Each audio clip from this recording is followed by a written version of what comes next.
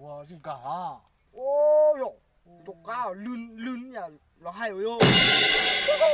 Lươn yo. Chúng mình câu à yo. Mới chắc à?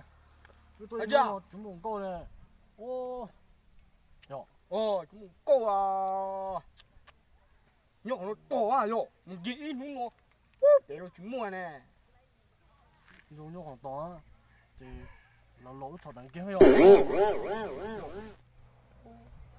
Nó cái gì yo? Nó muốn thiếu nó làm mù thế này yo. Nhỏ. Ồ. Yo yo. Nhóc nó to. Nhỏ. Nhóc nó kia xuống đó. Ô mà. À. Chắc à? Ồ.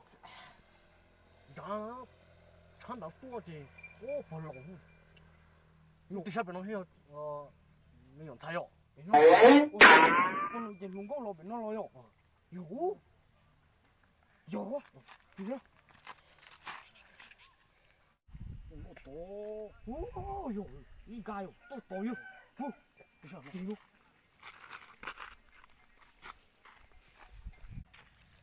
Anh chị đi chơi con đèn đã xem rồi có chuyện đâu đó.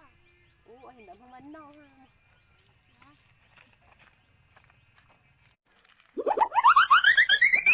Ô, 이 가. 그 cổ tiền trăm. Bộ à. Coi. Cô thì cổ tiền đó nè. Ô. Coi tìm một cái. Ô, Chúng con này. Bà đứa. Mấy là khắp con đau. Bay. À, mùi gì cả biển nó.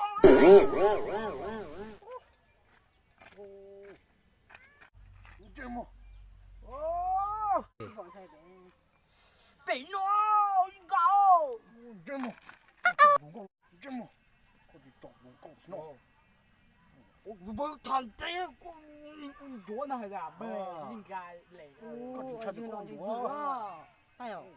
Xe Tôi đã vừa 꼭 또 오브가 Ô, chỉ tao nó vừa ha. Ôi nó vừa rồi. 아지 거기 너 먹고 너 오브요 Ô. Bà nào mà có nó vừa. 오 Cái nó có vừa rồi đi. Ô. 돈노나 누구 꽃노나 새거 돈노나 오 새나고 có 돈노 오브죠 돈노나 Ô, là tao nó à. 돈노 chỉ 언니 hay 언니 너야 Ô. 지금 뭐야 Mùa ấy. ô ít không có hè nếu ở lăng để cho xuân thế nào 쟤 어디 수요 Thì xuống. 예. 또 떼줘. 잡고 야. 오. Có 그 gì 양 오요. 야. Ô. 오. 그 양 오요. 루수 타야. 와. 양 오. 꼭 뛰어. Ô. 꺼요 고. Đúng rồi có sao thì xuống nè. Ô. Đúng rồi, cũng chế thôi. 요. Con phải tiêu. 고 주문 레인가 요. 고 kia tu ta. 오. Tao nó thả thì đu thì coi lưng. Ok.